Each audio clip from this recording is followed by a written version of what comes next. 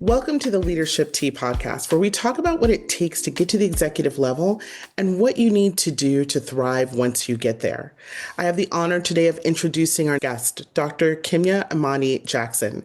Kimya is a dear friend of mine from undergraduate school. She's a performing artist, she is an evaluator of health professionals, and she's also a scientist. She has her PhD in behavioral health, I want to say that properly, with a concentration on gerontology from Penn State. And her BA is in psychology from Spelman College. For years, she has worked on health disparities and health interventions and holistic medicine modalities. I'm really excited about this episode.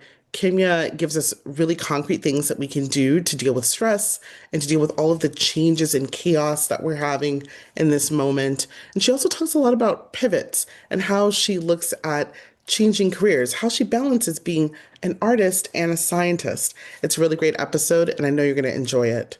Before I go, I just want to remind you that we've opened up enrollment for the Leadership Lounge. The Leadership Lounge is our effort to create community and provide group coaching to leaders who really need that sense of community and a safe place to talk about complex issues in this moment. If you're interested in enrolling, please go to stirringsuccess.com/leadership lounge. It's just a little over $5 a month, which is probably less than what you're paying for a cup of coffee, but it's really worth it. You're going to get the opportunity to work with me, Shelby, and a host of other leaders. I look forward to seeing you there, and let's get into this episode. So thanks again, Kimya, for joining us for this episode of the Leadership Tea podcast. I want to start by asking you a question concerning the crisis that we're in right now as a country. It feels like every day something new, chaotic is hitting the airwaves. I'm interested in hearing from you, from your perspective as a scientist, as someone who is focused on health. How is it that we can build the life that we want to have when so many of us are surrounded by people who are intent on destruction? How do you build in an environment that is focused on destruction? I think about this often, and hearing this question, I think about a conversation that I've had a couple of times with one of my friends who's an elder. She helps to remind me that this is not the first time in this country that we've been living in a time of chaos and uncertainty. Think about how dreams and aspirations and other things were created in a time when hope unborn had died.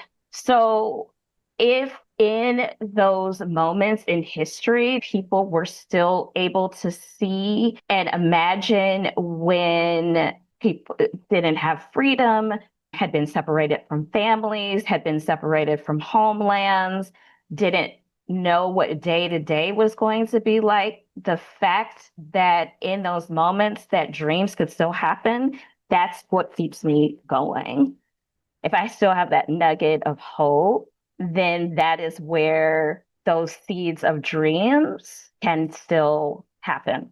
I love your reference to hope unborn. As you kind of anchor yourself on this idea of hope, it also opens up space to think about empathy. How do you create space for empathy when at times we can feel like we're operating in a space that is filled with hate and filled with anger and judgment? How can we create empathy? I mean, empathy is about understanding the other person's perspective, even if we don't agree with it. When dealing with people that are kind of bent or systems built on destruction, I think one thing is like naming it and being like, that is not what I want to cultivate. I'm aware of it. So I like return it back to those individuals and systems and join with others that want a different way of understanding different people's perspectives, creating joy, creating other things that are a counterbalance to that destruction. Because we ultimately may never live in a society or world where empathy is going to be on the forefront. But I think there'll be enough people that are empathetic, are kind, that those worlds can coexist. As you talk about empathy not being on the forefront for everyone, it reminds me of something that Belinda and I talk about a lot. We always say community is clutch, build your community, cultivate your community, facilitate community, whatever community means to you, be out there and do it, because now is not the time to be isolated. Based on some of the comments that you've already made, given the chaos, given the destruction, and some of the evil forces that we're seeing at play, Yes. how would you recommend that people cultivate community right now? It seems really difficult. It does. It does. It can be cultivated with other people that are within the workspaces. It can be cultivated with neighbors. It can be cultivated with people in your religious community in a time of like chaos and destruction. If there are hobbies or things that you enjoy that just give you space to breathe that are not related to work, that also may be a place to cultivate community. Because I remember talking to someone who was in a pretty destructive work environment. And they had their lunch break, which was like an hour and a half. They opted to take a master gardening class so they could get away, cultivate the earth, but also they cultivated community with other gardeners as a way to grow and build. So then they could take it, and be in that workplace, but then they had cultivated a community of others that were trying to build and grow things. I think it's through work, through hobbies, through religious organizations, through people you went to college with, like maybe you connect with them in a different way than you did when you were in school. An email, a phone call. I have a friend, she lives on the West Coast and I live on the East Coast. And we have a phone call that we've had every week for 10 years. We do phone visits. So you don't even have to be in the presence of other people. I mean, we have phones, we have text messages, we have Zoom. If you're a parent, connecting with other parents. If you still have grandparents that are living or friends of your family, send them letters, start a correspondence that way to kind of build your community and find ways to keep continuity with it. Like maybe you talk once a week, maybe you talk once a month, but make it a ritual to support you during this time. Yeah, I love that. And it's an especially important time for community because many of our listeners are experiencing change and loss in the workplace. They are losing their jobs, they're losing their roles, the things that they thought they were building towards no longer exist. So I'm wondering, how can people grieve what they've lost, yet still dream at the same time? I'm just going to offer a suggestion. So you've been on this trajectory, you've made all the steps, you've done all the right things, you've gotten all the accolades, both in the workplace, outside the workplace, and then it's ash. That is painful. That is so painful. So I think with the initial grieving part, if that means that there are days that you need to cry, you need to scream, you need to hit a pillow, you need to go on walks, you need to watch silly television, get in the bathtub, you need to just be quiet. Do that. What I also suggest is to create a burden tree. So a burden tree, it can be just a plant that you have or an actual tree that's outside of where you live, and write down on pieces of paper what those feelings come up related to that grief. I did all this work and here I am. They expected me to be here on time, super present, and I got 20 minutes to pack my desk up and turn in my key. Just write it down, write it out, put it in that nature place, cry, drink some tea, hot beverage of some kind, because that's very good in terms of like being a part of the cleansing ritual. And once you've written everything out, take those pieces of paper and safely burn them. So it kind of cleanses out that first part of grieving. So then for the dream stage, take that time to do something that not all the time as adults we give ourselves permission to do because, we have to adult. Take that time to daydream. Don't write anything down, like lay on the floor, lay on your bed, sit in your favorite chair as the sunlight is coming through, listen to the rain, and just let your mind wander and see what like comes up. If there's some things that show up all the time, have a journal or something to write it out. Maybe words are not the best choice. Draw, don't judge it.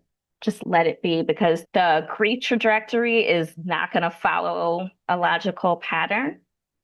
So that bird and tree, bird and bush, maybe something that you come back to them because it's not one and done. Maybe it's something you do at night and have a dream journal by your bed.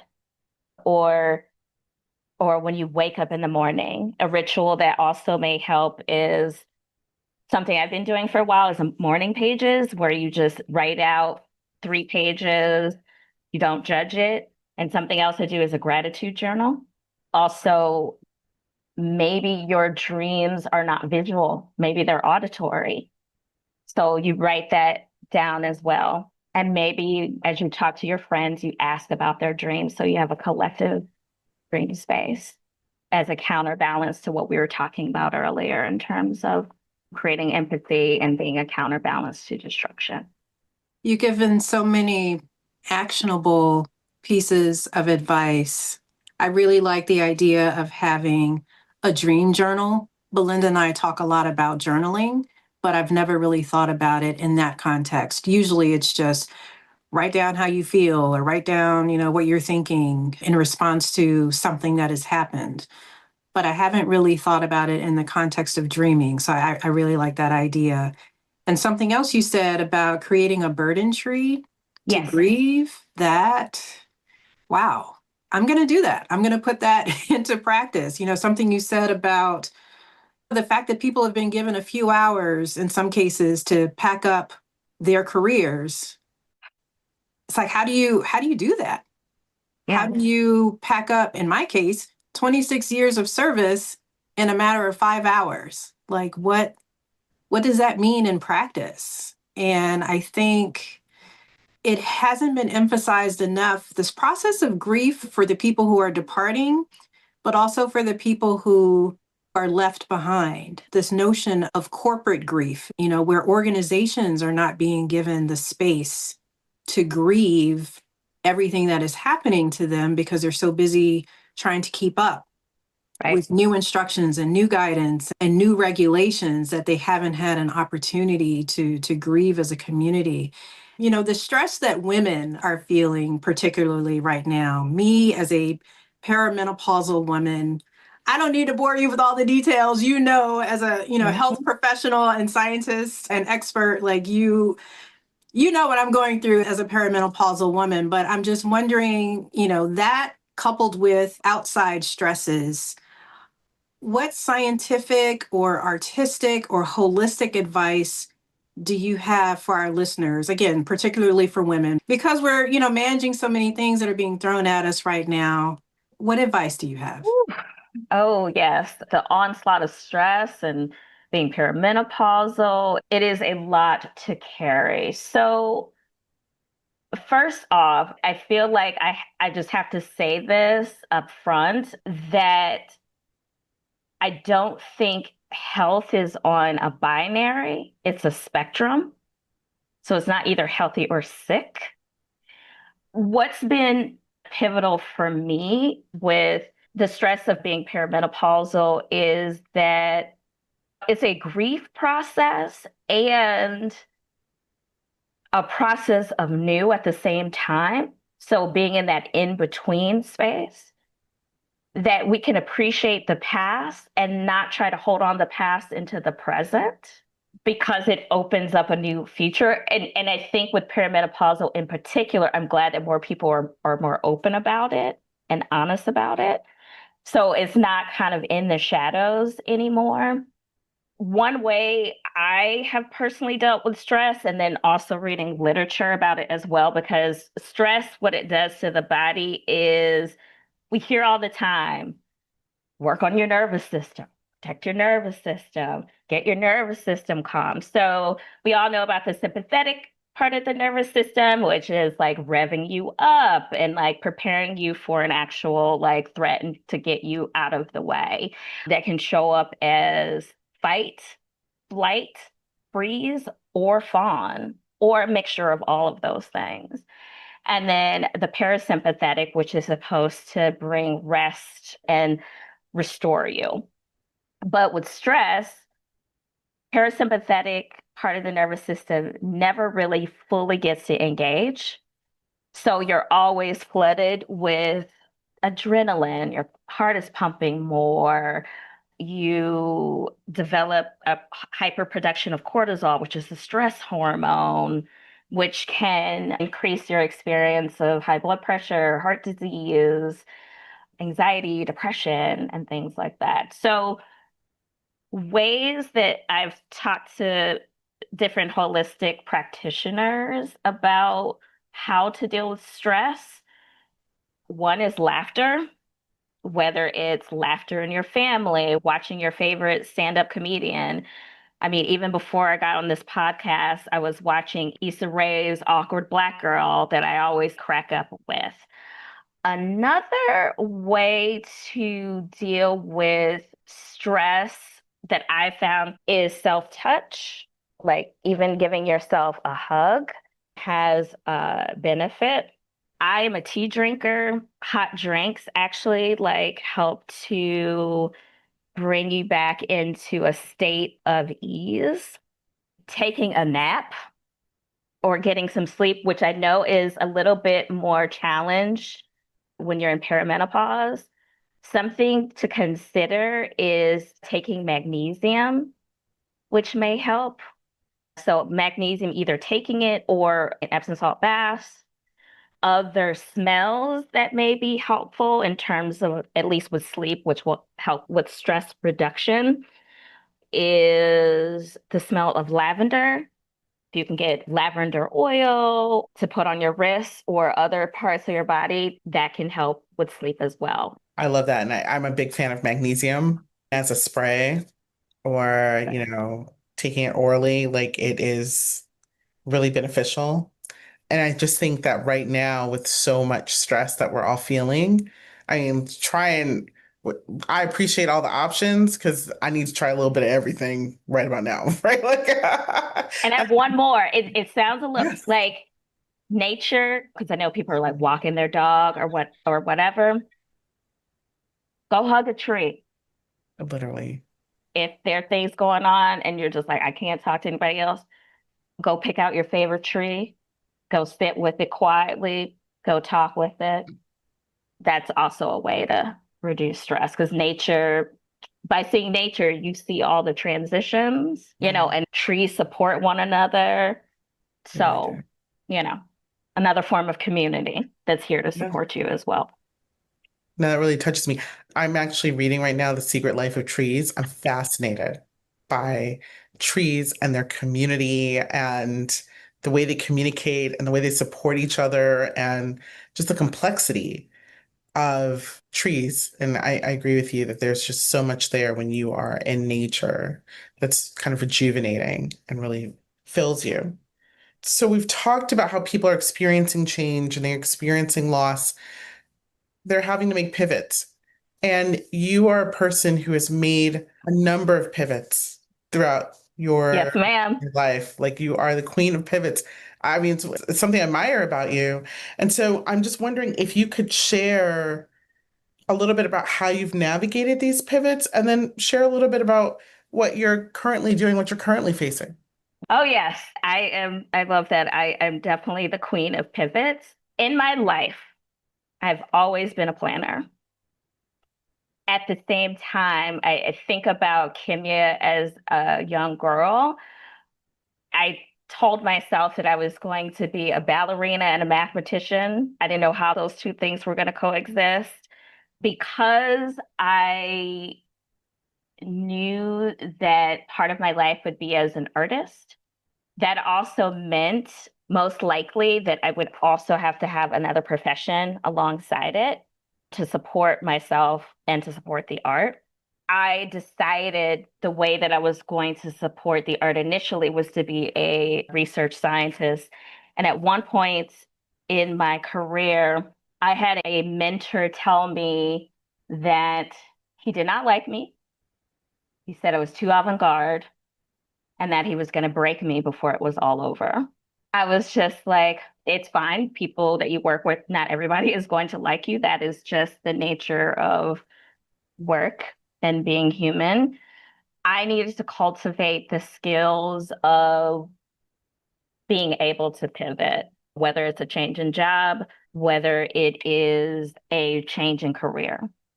Coupled with the fact that the dean at the graduate school I went to said to me that in your lifetime, you may have up to 10 careers. So to have up to 10 careers also requires the skills of pivoting. What I've had to learn and cultivate and still growing that muscle is deciding what skills that I wanted to have that may be able to fit in different fields to be able to make that pivot. So finished graduate school, ended up taking a postdoc, ended up being in the artistic community. That postdoc ended right when the 2008 crash happened. That shifted the nature of work and getting work. So I was just like, well, I have these particular skills. I like to learn. I am open. Being an artist, one of the skills is doing improvisation. So creating something that didn't exist before, looking in spaces that I hadn't thought about before. So that pivoted me into the medical education world, something I had never heard about before, using some artistic or acting skills, but also the skills of being able to evaluate, provide feedback, pay attention to nonverbals, all of those things.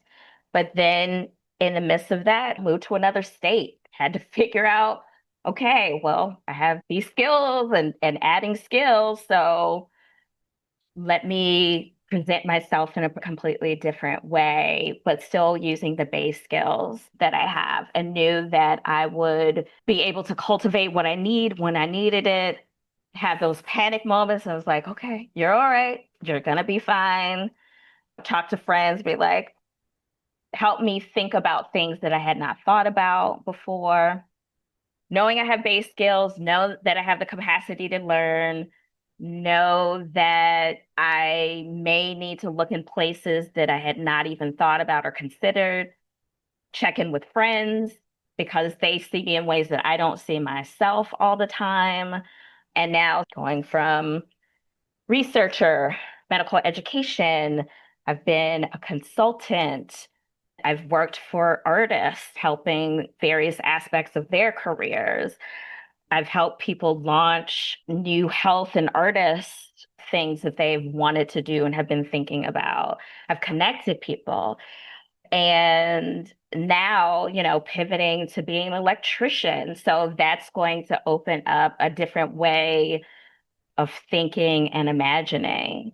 And again, cultivating skills. I mean, I said I didn't want a boring life, so that's what I got. And the pivot is part of it. You shared a lot of wonderful points in terms of having like a fluid mindset is what I'm getting from you, like being on a continuum of not getting stuck and improvising. There were several things that you said that I think will resonate with our listeners in terms of, not being afraid to look at new spaces, using improvisation during this time of transition and reinventing yourself in some cases, and upskilling, I think is something that's really important, something that Belinda and I talk about all the time. Like you can't just be a one-trick pony, especially right now as the markets are shifting. Everything that we knew as normal is not normal anymore. And I really admire everything that you've done to just continue making yourself better and just, again, like recreating Kimya, but in your vision, in the way that you want to create yourself and in a way that builds the life that you want for yourself. It's really inspiring. We will go ahead and shift to our lighthearted part of the conversation. We call it lightning round, tea round. I forget what we're calling it this season, but it's a lighthearted part of the conversation. And I will start by asking you, what are you listening to right now? I've been listening to Afro beats or Afro house, so music from Yes. various African countries. So I'll listen to that and I blow bubbles every night. So I'll listen to that and blow bubbles or play jacks, like the Yes. actual ball and jacks, because I think play is important. So the sounds of both make me really happy. You just brought back a childhood memory playing jacks. Oh my goodness. right? I haven't done that since I was like 8. I need to get some jacks. I love that. Oh, yep. My bag with my ball that's and jacks in it. Yes. I love that. Yes. I learned something from you like every like, yes, I need to play more, right? So, we're also curious, like, what are you following right now? Like, is there something that's inspiring you? Yes, on social media, the person that I've been following her for a while, the Nap Ministry, Yes. that Yeah. speaks to me, a great deal as a person that has been a planner, go, go, go, but like really understanding rest and why to rest at a very deep level and not resting from pure exhaustion, but resting because it is earned just by being, and then constantly being asked to think about that at a deeper and more deeper level.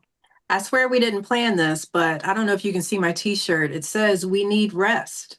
It's from a it's from a retreat that I went to earlier this year. Who knew that it would be so prophetic? Here we are. Here we are. Here we are. Wow, Kimya, I can't begin to thank you enough for everything that you've shared with us during this episode, just all of the nuggets. I've been taking down notes. You've given us a lot of actionable pieces of advice that I feel better now as a result of this call than when I did when we started. Seriously, it's been an up and down period for so many of us. And I really appreciate the authenticity and the genuine nature of your recommendations and everything that you've shared. I think it will be very beneficial to a lot of people. So thank you. Thank you. And thank you both for having me. I really appreciate it. And if people just need to do rest right now, just do that. Thank you, Kimya. And for our audience, we'll be sure to connect to Kimya's LinkedIn so that if you have questions for her, you just want to know more about her, you'll be able to do that. Thank you so much. This has been just an amazing episode. Thank you. Thank you so much for joining that amazing episode with Dr. Kimya Jackson. I don't know about you, but I took down several recommendations that she shared. One is to create a dream journal. Another is to create a burden tree for grieving. That is something that I definitely plan to do. Her reminder about laughter in times of stress and watching silly TV, or remembering to be playful and to do fun things, as well as, sending letters and calling people, this idea of making sure that we're connected to our loved ones. All of that resonated with me, and I hope it did with you as well. We appreciate your support. Thank you so much for watching us here on YouTube. Please share this episode with some friends. We would love to have you share the wisdom, the knowledge, and to leave us a comment, leave us feedback on the content that you would like for us to consider for future episodes. And we look forward to sipping wisdom and stirring success with you again real soon.